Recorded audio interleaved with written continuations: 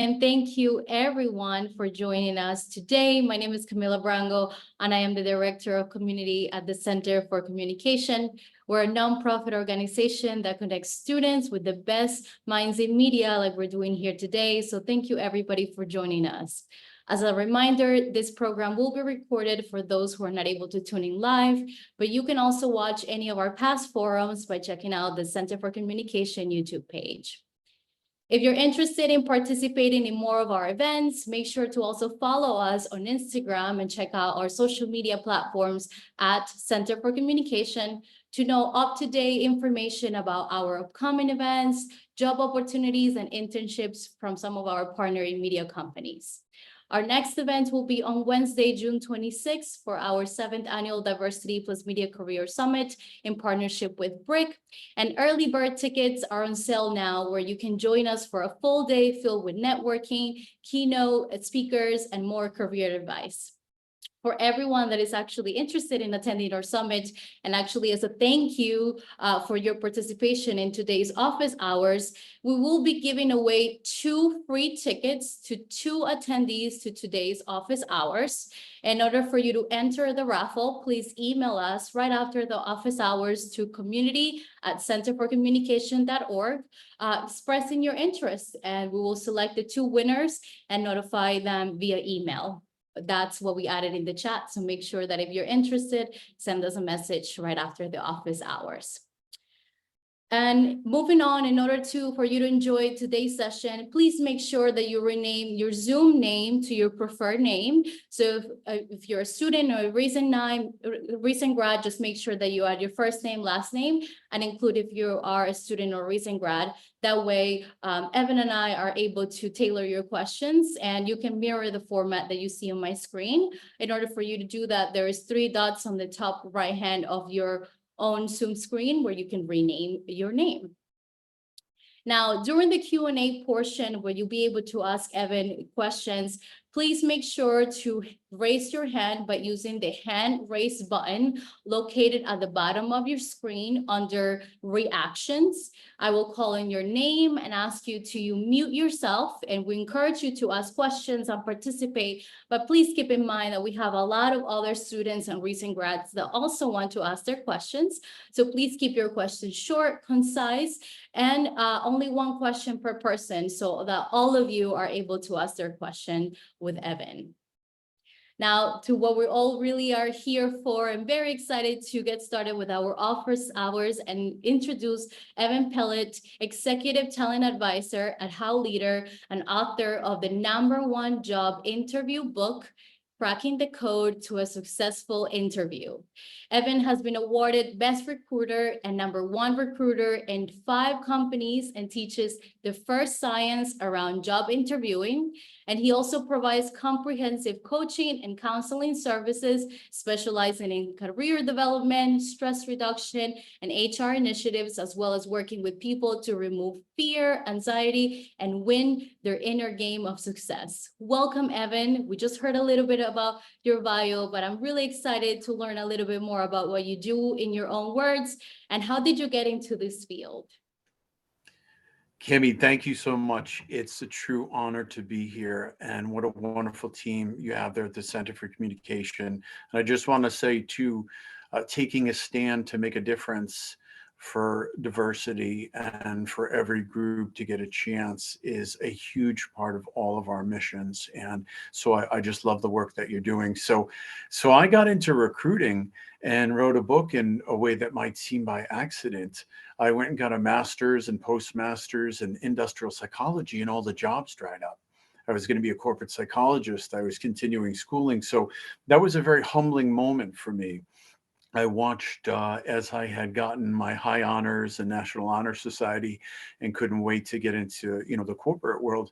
I watched everything just kind of disappear. So I had to reinvent myself, and I got a chance to go into a company called Oracle. I had a small door cracked open, and I knew nothing about recruiting, didn't know anything about technology.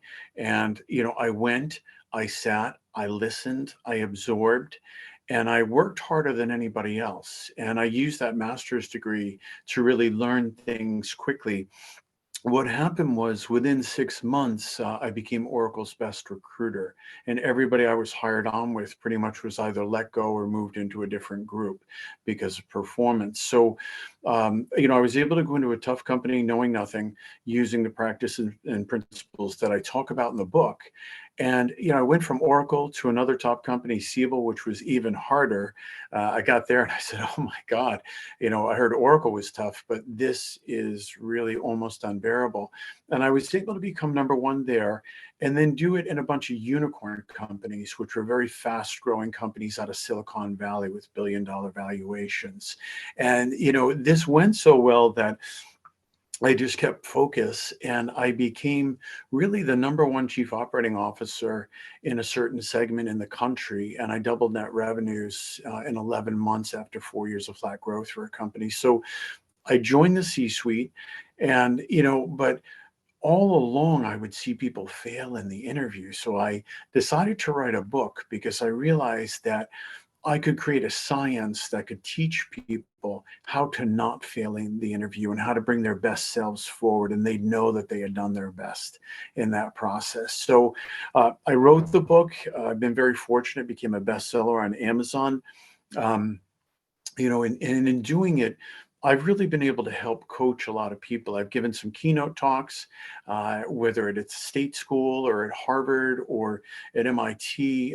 But the one thing is consistent is, many people struggle with after they've done all this hard work, how to differentiate themselves. So that's what I love to do. I own a company, HowLeader, that does consulting and coaching. I also teach people how to get the stress and the fear out of themselves so that they can interview well and just do well in life. And I own a word hire. And I consult to top CEOs and even non-top CEOs and other people on their hiring needs. And we do very large amounts of placement. So it's an honor to be here today, and love to open it up for questions. Thank you, Cami.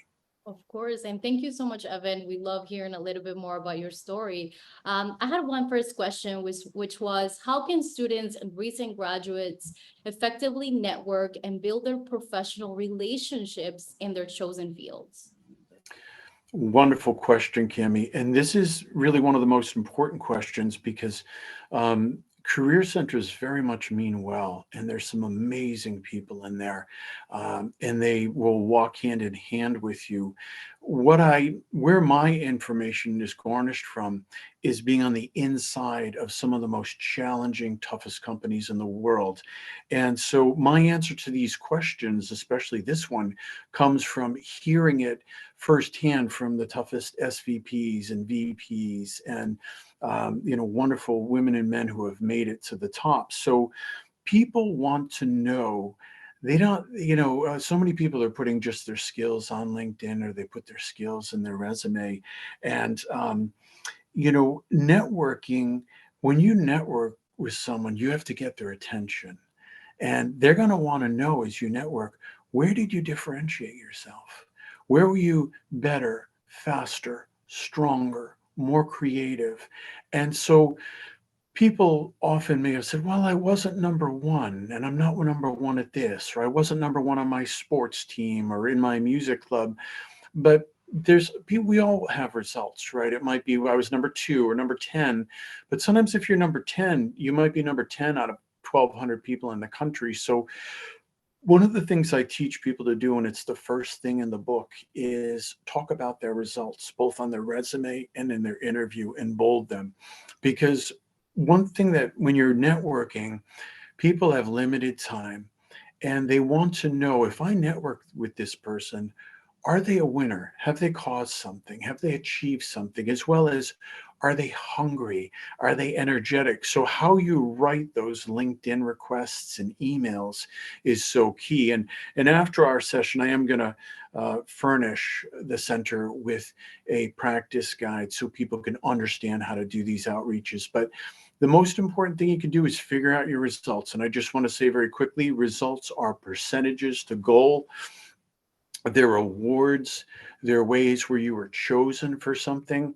So a very quick sketch of it could be, Yes, I was chosen to be the lead person within my music club in high school and in my band. And I also was ranked in the top 10 nationally with my instrument.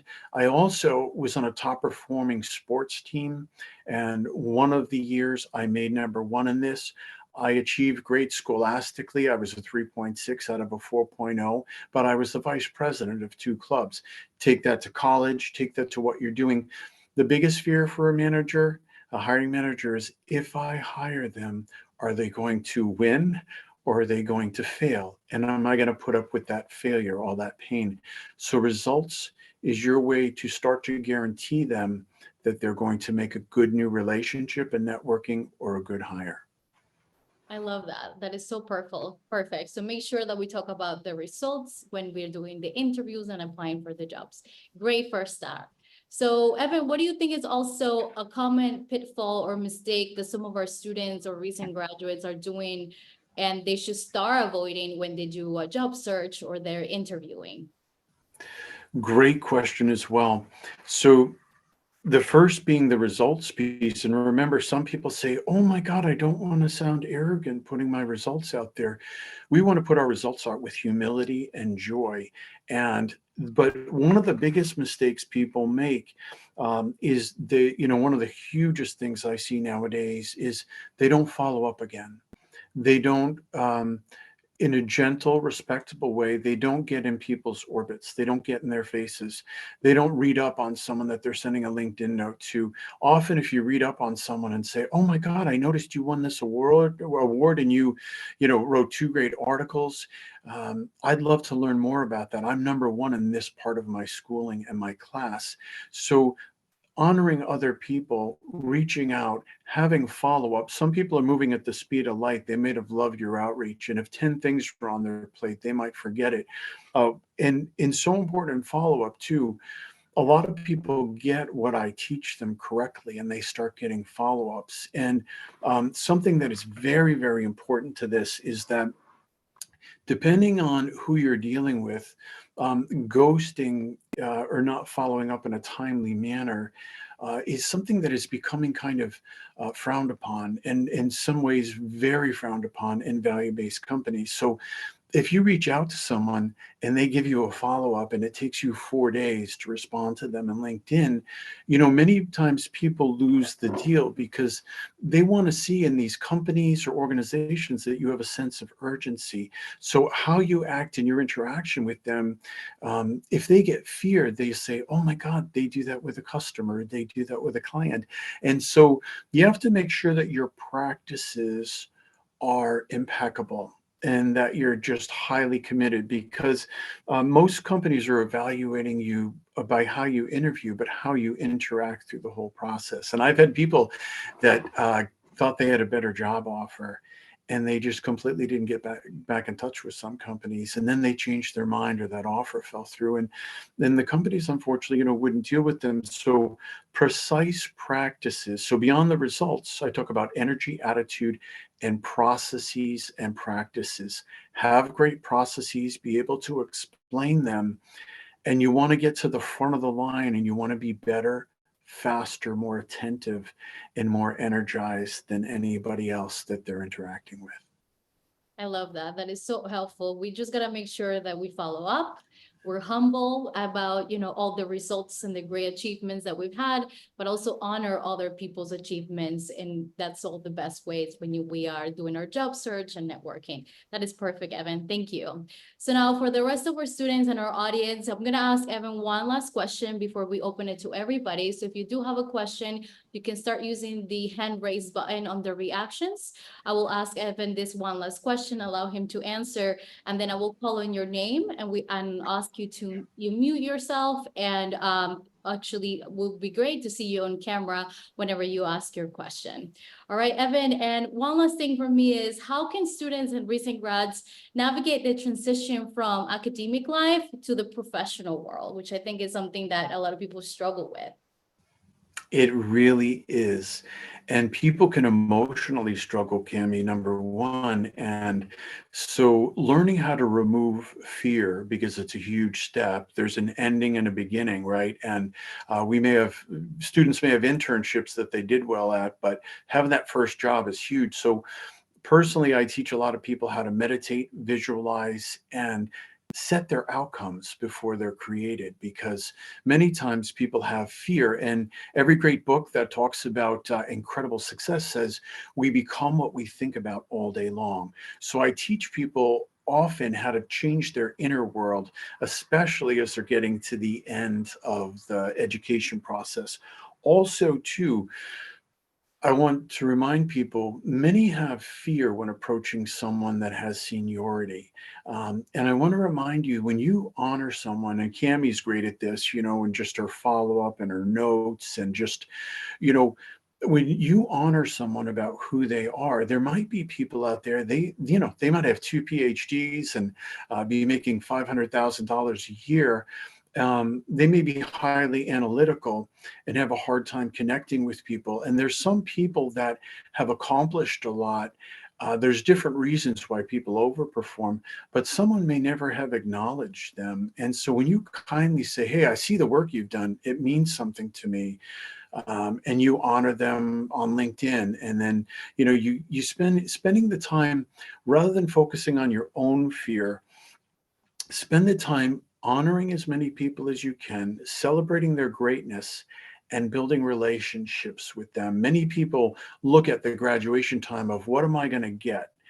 And what I try to help people understand is, right from when you're in college to when you become a professional to when you become successful, the question really is what am I going to cause in the world? Who am I going to be? How am I going to honor others? And that's why we look a lot at, alleviating fear, because fear kind of steals things from people. They say, "Oh, I don't want to reach out. I don't want to talk to them." But we all have the opportunity to honor and give goodness as long as it's authentic. So start making connections from confidence and honor people, and your world will open up. Amazing. That it was such a great, and I love to see how each answer kind of builds on everything. So this is great. Thank you so much, Evan. And we see we have one question, and I'm going to ask you to unmute yourself, and if you could please introduce yourself, mention if you're a student and recent grad and what school you come from or organization, and then go ahead with your question. Okay. Anna. My name is Anna. I'm a senior in media studies at the New School. And my question was, so I'm a returning adult learner and I wanted to go into media. So how can you get someone to look at your resume when it's just like a completely new field and you might not have a lot of experience in the first place? That is a great question. And that's one of a common question. And, it's a question for people changing fields, but as someone who's coming back in or focusing, it's key. And so in the resume writing, I do this, and where I focus it on writing a results and a process and relationships based resume. So people are much more likely to take a risk on you if they understand what your results have been. So in what you've done so far, being able to differentiate how you achieved, how you exceeded. And a lot of people say, well, there's no measurements in what I'm doing. And may I ask, Anna, too, what is your current career? I'm mainly focusing on being a student right now, but before this, I was a universal banker. So that's not Oh, really what I'm great. interested in looking into, but yeah. Okay, wonderful, wonderful. And that's a great role to step forward from. But talking about, things that you caused as a universal banker, or if your boss chose you to meet with a certain group or be the lead person on something, as well as if analytics or smarts were part of your gift in that, and you either discovered things or you were maybe selected to work with a certain group or caused results, that's a big piece. And in the first bullet under each role in your resume, for every role you've had. And if you've had two, you want to put two bullets, but you want to list your top results in the first two bullets and bold and italicize them. And then do a summary that really talks about your results. What did you cause as a banker? So I've been a top performing banker. I did this, I achieved this, I may have won this. And if you won awards in high school or college, put that in your summary. I got a perfect 4.0, or I was a top achiever in this sport. The summary gets people's attention.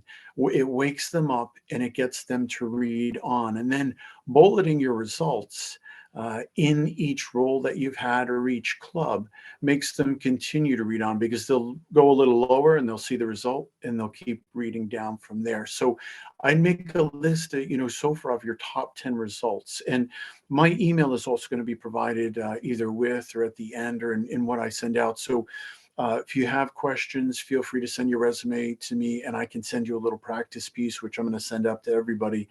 But if you do it that way, you can sell yourself and people say, well, she's been a winner in her field.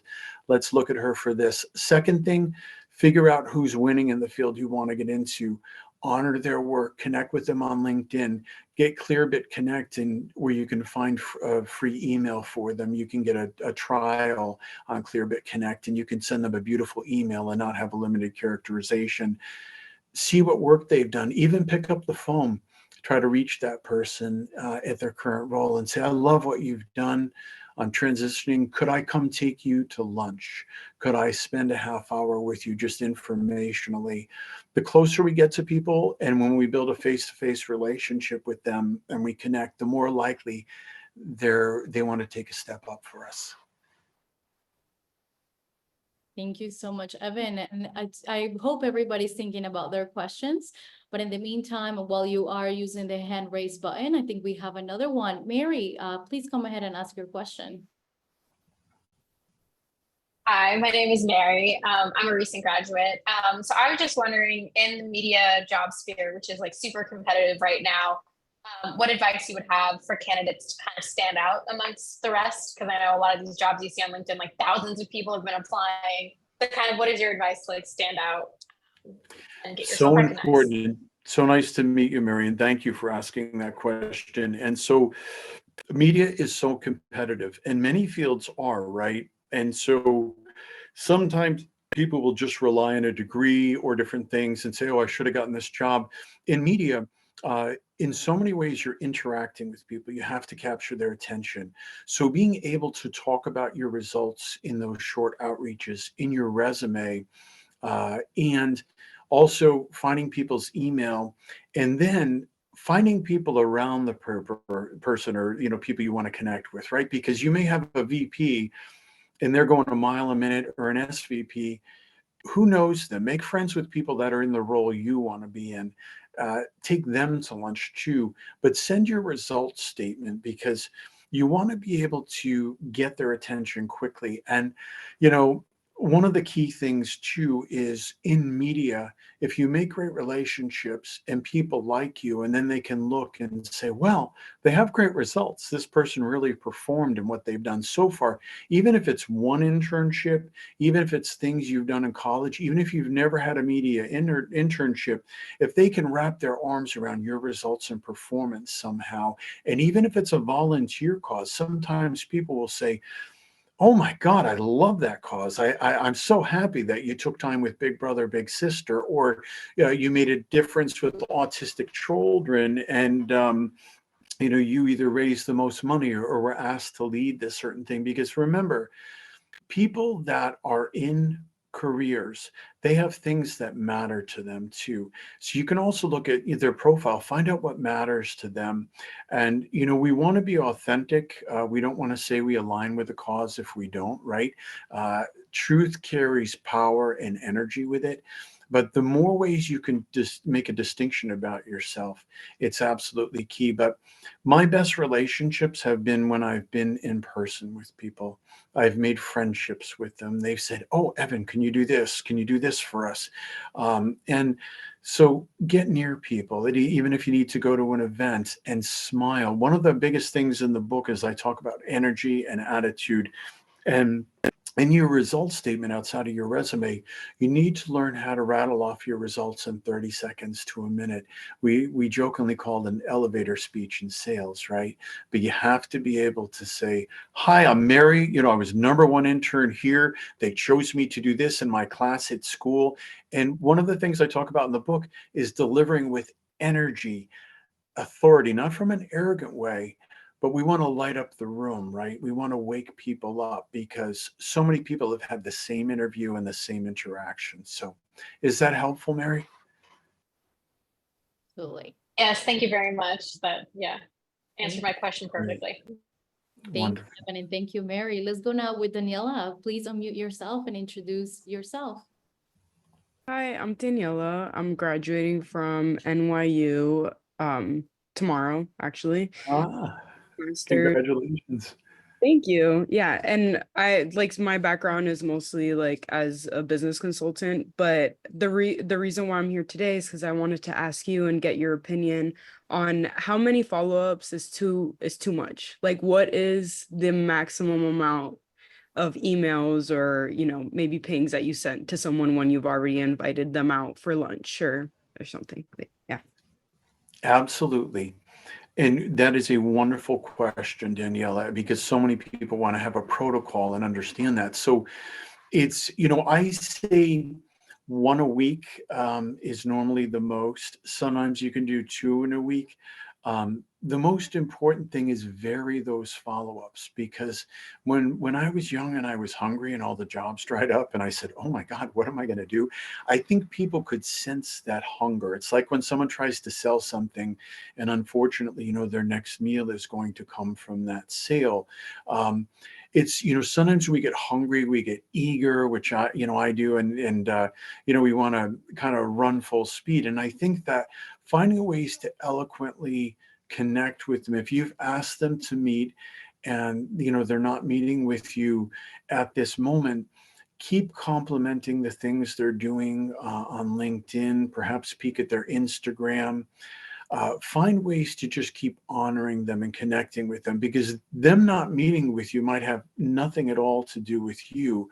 But often we remember people that treated us well consistently and they created an emotional experience right in our nervous system. And so what I want to say though is that there was a group in New York that wanted to get a celebrity to speak and to do different things. And a gentleman was starting from zero.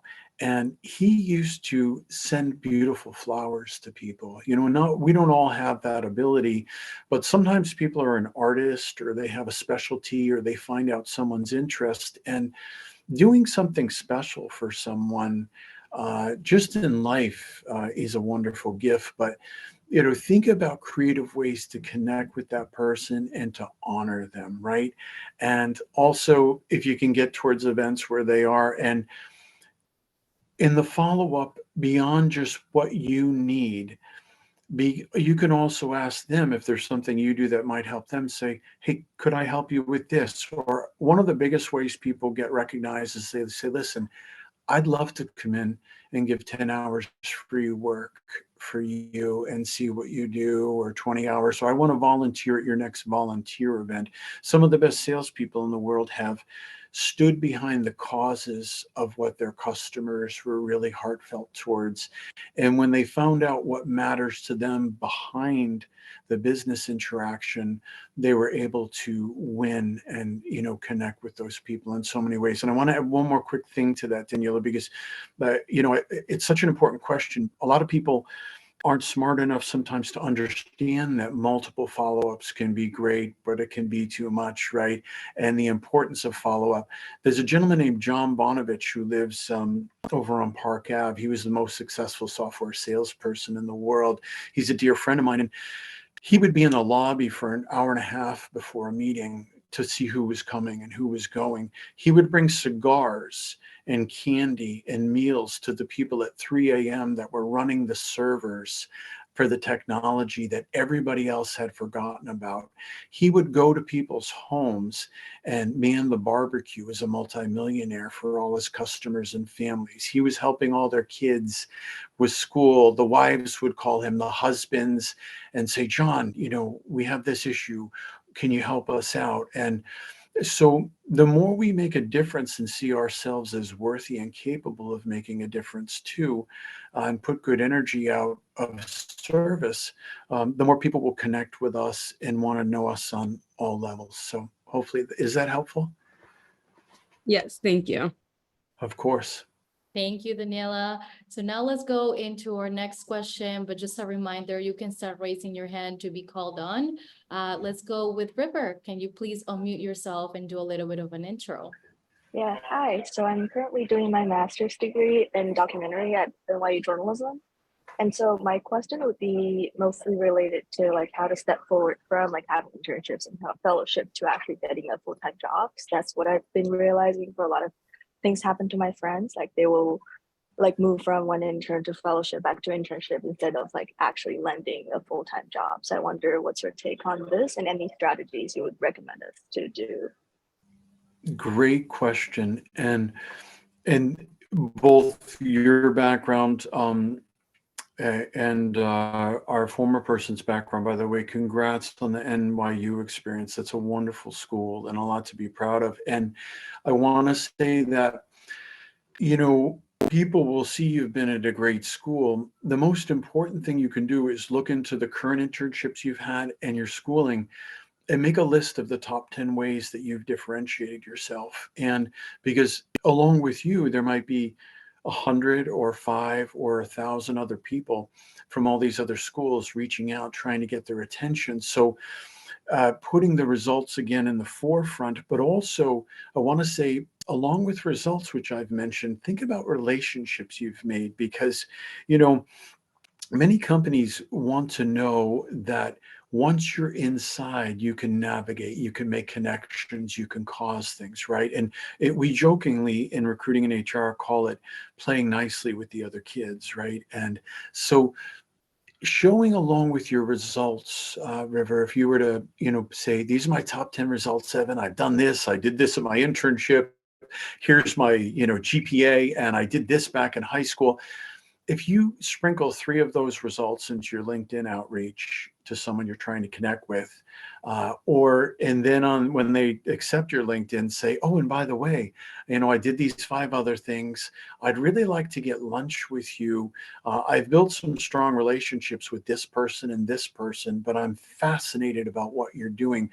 The other thing along with results, which I always say at this point, is power words. So when we speak to people, whether it's writing a note or in person, if I was to say to you, and I'm interviewing with you or trying to reach out to you, and if I was to say, River, I did an internship, and I did well in this, and I, fixed this, and I did that, you'd say, okay, great.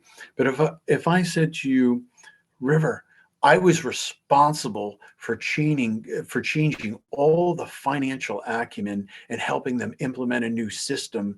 And I actually achieved the top internship in my group for the 4th quarter when I was helping them and for the summer last year. And I also got very committed to my work, and I did 20% more work than what was expected of me. So they asked me back for a next internship. Like, you'll notice the tone of my voice, and I'm using words like responsible for, committed to, achieved. So in each sentence on the resume and each sentence in your note, it's important to start or include in those sentence power words like achieved, caused, exceeded. And also from a relationship standpoint, going to your current relationships and even starting with people doing what you're doing can often get you to the VP or the SVP. So find the people who are already doing what you want to do. Do anything you can to get near them. Go to an event, go to a club. And the most important thing is your networking, whether it's by phone or in a Zoom, River, or if you go to an event. One of the things I talk about along with your elevator pitch, right, is to smile is then I saw you smile before, and everybody I bet on this Zoom has a wonderful, energizing, warm smile they can bring through. But a smile changes your inner state and it changes other people's inner state. So if you can talk about your results with energy and a great attitude, and then your processes on how you got to those results, and then how do you build new relationships? How have you kept some long-term ones? If people understand those 3 or 4 things from you, you've actually done about 70% of a successful outreach or interview. So it may be in steps or sections. So get their attention, then give them some more results, tell them about your processes and achievements. So every interaction has to be an awakening power interaction. Is that helpful? Yes, thank you so much, River and Evan. We have our next question from Annika. Please unmute yourself and intro. Hello. Can you see me? Oh, okay. Hi. Yes. I love how you communicate, Evan. Just wanted to say that I love how you express your ideas. Okay. So I wrote my question here. Maybe I don't know if also Camilla has any tips on this as well. So I'm a recent grad. I have many internships. And I've done training programs, and I just find that most of what I learned in college was theory. I have learned a couple of things or two while at the internships and the training programs, but I wouldn't say they're job-ready skills. So I feel like there are certain skills, particularly in like news writing and video editing, that I didn't get in college. And I was wondering if you had any advice on how to gain these skills, because I wanted to make a portfolio and a reel. And I'm not really necessarily looking towards getting a master's degree. I think I froze, but okay. Hopefully you heard that question. I did, absolutely. So you want to get those skills that you don't have and bring them into the forefront for yourself Yes. to market yourself better. And to make a Okay, great. Thank you. portfolio and reel. Of course, and great question, Monica. Absolutely. And so there's a few ways to do that. And so number one, like in getting people's attention, getting them to spend time with you, in the skills that you want to get, first thing is to see if there's any events going on that are around those skills where you could go meet experts in that and say, hey, I want to learn this. Could I volunteer? Could I spend time? Could I shadow you? And being willing to also take on some of the work that maybe isn't fun for them so you can learn. So being able to stand beside an expert, you're then able to say, I got mentored by this expert, or I learned from this person, is the first way. The second way is there's lots of ways to take courses and complete things online. So part of your results can be, I took 4 LinkedIn courses on these specific things with editing. I did this, this, and this. Being able to show that educationally you went the extra mile on your own to learn things is really key as well. But I've often found that a mentor is so important, right? And someone too, that if you work hard for them, Monica, and just build a relationship, they will often say, boy, Monica reached out and got my attention. I was pleased to meet with her, and she's done this, this, and this for me. And I realized she didn't even know anything about this. And so I want to say what's important for people to understand is that, and I want to say this gently but boldly, and this isn't directed at all towards you, Monica. This is for the whole group, is that in everything I've said, right, and in all overachievement in life, unless you get wonderfully lucky and they love who you are, which everybody I've spoken to so far, I can see people gravitating towards and saying, hey, what a great person. I want to, work with them. But all the answers in overachievement are outside the box, right? Most people are inside the box. Okay, I send my resume. I sent to LinkedIn. I did these things. Outside the box are these really power outreaches through LinkedIn, right? Volunteering to give extra time to people, finding out what they like, finding ways to connect with them. When I've made an impact at different times, I've found that, I've had some just huge contracts come out of that, Monica. And even sometimes when I've made an impact in something I don't know what to do, I've said, geez, I think this is so important. Could I help you out with this or you out with this?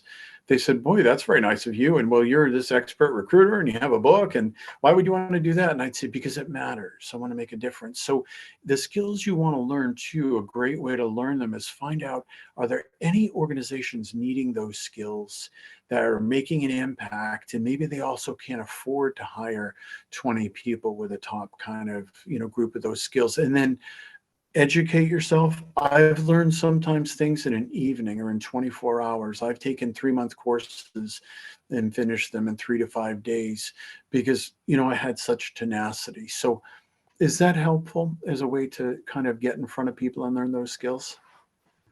Yes, absolutely. Thank you so much, Evan. And Monica, if I can just add, the opportunities are not going to land on your feet. You have to look for them. You have to create them. So if you want to create a portfolio, create the graphics yourself, tell your story, and do the things that other companies or agencies are looking for, then you can showcase, hey, I did this for you for free. If you like it, could you repost it? I think that's the best way that you can build your portfolio, apart from all the other great expert advice from Evan. Thank you. Let's move to our next question. Sam, please unmute yourself and ask your next question. Hi, Sam Rowland. Can y'all hear me? Oh, We can hear you, yes. okay. Well, I graduated from SU with my journalism bachelor's about a couple years ago. I had had one professional job that ended at a local paper. Basically, since then, I've been looking in other fields, but I want to go back. And one thing that's worried me is how building up, I think we talked a little about this, but how to start building up my portfolio again and how to get back into it is I'd like some advice on that. Most definitely. Great question. And hi, Sam. Thank you. And also this, extends to our last person is that, anybody can create something of quality and make a decision to create something of quality. So creating a portfolio, you can create good things that make an impact and start adding to that. But if you can do that in alignment with great groups or people that will validate that portfolio, it's even better. But remember, everybody that's got experience didn't have experience. And a lot of the people too, Sam, like yourself, I get intuitions. I've done this so long. I can sense that you're probably very smart and have a lot of creativity, right? And you're ready to go. You're like, I want to do this. Similar to, the last person that I was answering the question for. And so getting creative, making a decision to do things and create things and believing in yourself. And it's even more powerful. It aligns with something that either you want to get into is a challenge for you or a cause you believe in. And I think that, just believing in yourself and taking different steps, setting daily goals to do things, even if you're not sure if they're going to get traction or work out, it's in the doing and creating something good that when we have that that sort of commitment, one of the famous speakers talked about, beginning something has boldness, genius, and power in it. And many times there were times I didn't do something. I'm like, oh, I don't know if I could, are they going to think of me? Are they going to see that? So trust yourself, use your ideas, and reach out to people that could either validate your work, give you something you could create something for. Go for the low-hanging fruit, obviously. But I've had a lot of people that don't get the connections sometimes at first with who they need, and they just start creating. And then and visualize the outcome that it's going to happen for you as well. We have to visualize what we want to create, even if it's 5 minutes in the morning every single day. Thank you. Amazing. Thank you, Evan. And thank you, Sam. Let's go with our next question. Tracy, if you could please unmute yourself and ask your question. Hi, Evan. Thanks so much for taking the time to speak to us. I appreciate your time. My name is Tracy Mendoza, born and raised here in New York City. Graduated from Georgetown University in 2022 with a double major in finance and marketing. My question for you has to do with how to leverage a double major without it seeming like someone's fickle, especially given varied internship experience. So on one hand, I have very like quantitative and data analytical work experience. On the other hand, with the marketing, especially in entertainment, since that's what interested me in the Center for Communication, I'd love to work in music. I've tried to emerge through like music marketing or more broadly in entertainment, but I find that a lack of whether record label experience or entertainment firm experience makes it really difficult. So how would you suggest leveraging my qualitative and quantitative experience as I continue applying for hopefully full-time roles, especially since internship roles seem to now mainly be for undergrads? Great question. Nice to meet you, Tracy. Thank you. Yes, and congrats on that hard work. And, Georgetown's a wonderful school. So people always need great data analytics. It's one of the hottest things out there. And also, too, though, marketing is a key piece. So I think, looking at the music you love, the people that you love that are doing it, what's the most important part of music that brings you passion? Then looking at the people and the companies, which I'm sure you have already, but looking for where they need an impact. So a lot of companies don't advertise roles, and sometimes they don't because Tracy, they get 4,000 resumes that don't even hit anywhere on the point of what they're looking for sometimes, or they just get a few. Now you have some distinction. You've worked hard. You've got a great degree. You've got the double major, and you have analytics. Some people aren't mathematically minded, right? They don't even want to take stats. They're like, oh my God. So thinking about what you've done in analytics, what do you love about it? If you had to spend 40 hours a week in finance and analytics, what would you do within it? Now, I want to also kind of go a little outside the box with this, is that there are technology companies that have a role called a solutions consultant, and they often will sell analytic software packages to all kinds of businesses and industries. And of course, that includes Sony or Warner Brothers or anybody. And so there's entertainment verticals within companies like Oracle, SAP, Salesforce, and they will be very likely to love the fact that you have marketing and you have analytics, because sometimes people have analytics but they don't appreciate marketing, or they can't sell themselves. They don't have the passion for how is something evangelized. And so that would be a great way to get credibility, is to look at a solutions consultant role, because once you've done that role for 2 or 3 years, Tracy, there's so many industries trying to get you. And one of the biggest roles they try to hire people for out of that role is marketing. So once you've done a solutions consultant role, you've showed that you can be functionally technical, that you can have analytics, and you can get a subject matter expertise around a certain industry. And even if you don't start in entertainment, you can shift over to entertainment. But those roles also pay, people in those roles make probably between $60,000 to $150,000 base salary, plus they get part of the sales bonus. So they might make an extra $60,000 to $100,000 a year on top of that. I had a friend who made $300,000 a year every single year doing that. So, but when you have some power and you've had some success on, that horsepower, people will be coming to you. You'll have a lot more choices. And I will say, if you send me your resume and we can do, get into a power resume based on the stuff that I've shared. Tony Fernicola, the president of Salesforce, is a dear friend of mine.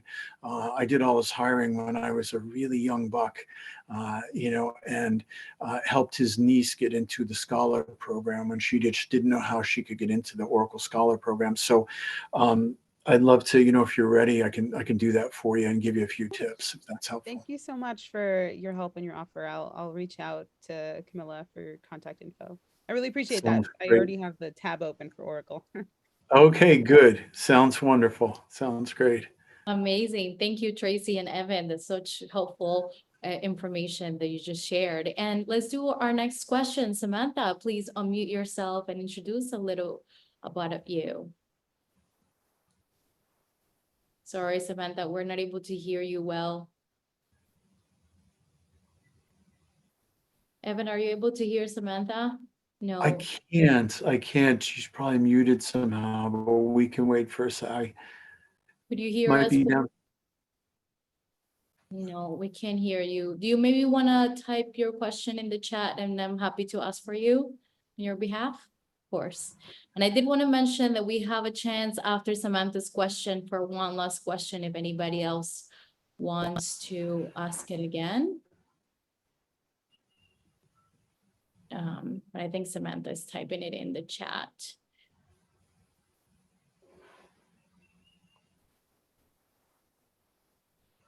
And thank you, Evan and Samantha, for your. I have Samantha's question. I can read it, Cami. It says, hi, I'm a rising junior at UMich, preparing for 2025 internships. Networking is the biggest piece of advice I get, but a lot of times I'm uncertain how to frame my LinkedIn messages with a call to action or communicate that I want to build a professional relationship. Recently, I attended a virtual pre-internship program where myself and 300 selected students engaged in networking time with company professionals. If you were part of that company and received a LinkedIn message from a student that you very briefly talked to, what are some reasons you would be more excited to accept them into your network and or have a conversation with them? Or maybe a better question is, how would you advise a student to get out of their head or articulate an intention for reaching out without appearing to network just to network? Great question, Samantha.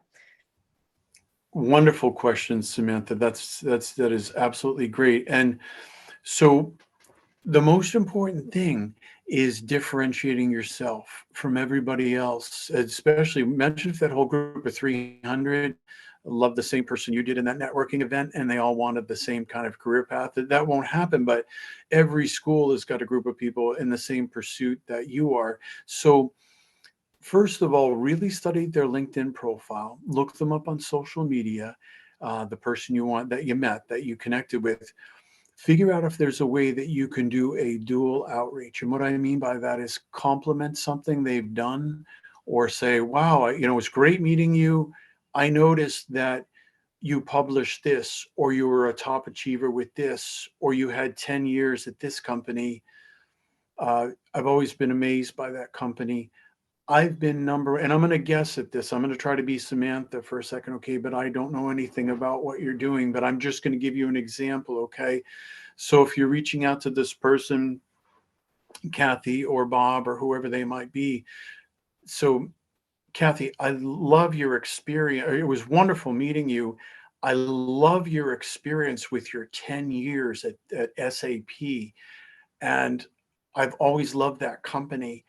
I've been number one, both in my theory group and my finance group, and I grew to be the VP of this particular group. And I've also been number 3 in my finance class, and I've been selected on 2 special projects by my teacher.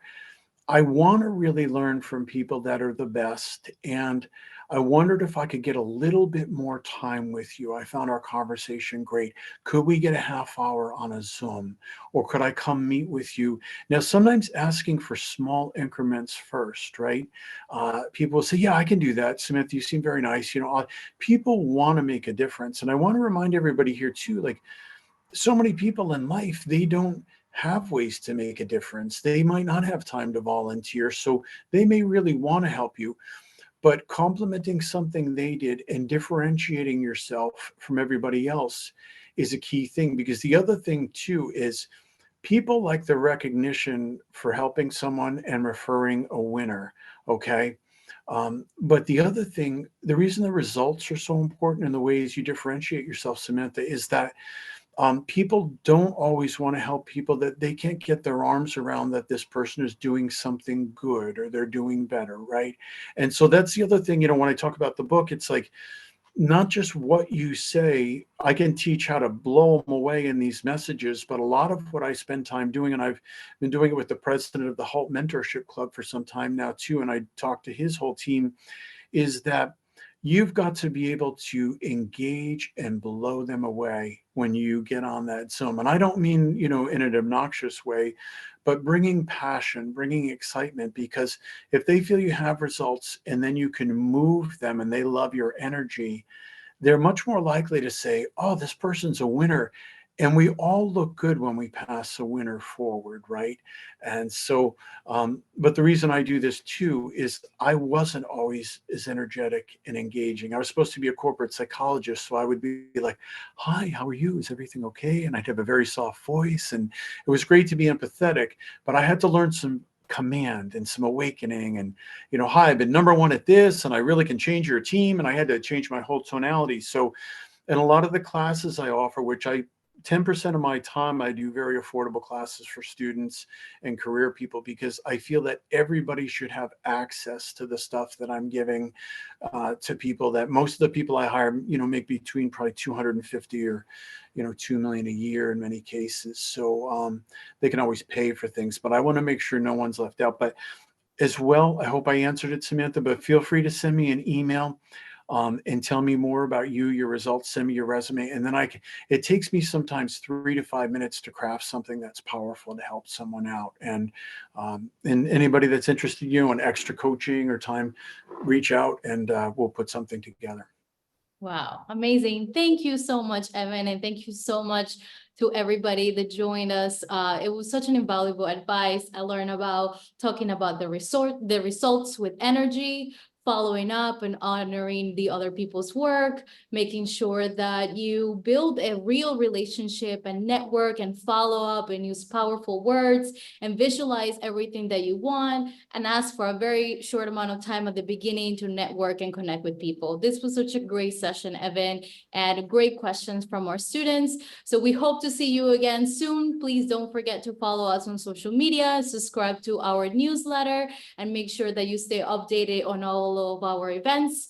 Make sure that if you want to participate in the raffle for the Diversity Summit tickets, we're giving away 2 to all of you that attended. Make sure that you send us an email to community@centerforcommunication.org right now after the office hours, and we'll notify the winners via email. Have a great rest of your day, and thank you so much, Evan.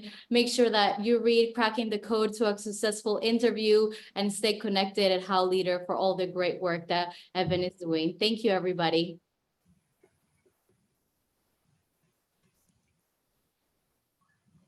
Thank you.